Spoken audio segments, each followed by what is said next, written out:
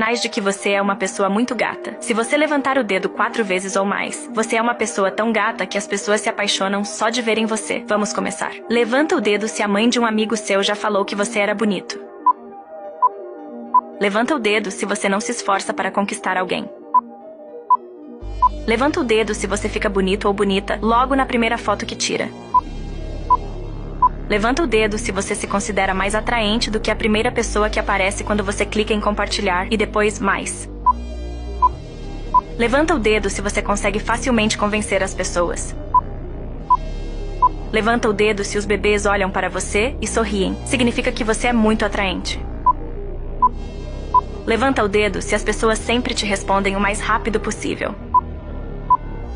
Comente quantos dedos você levantou.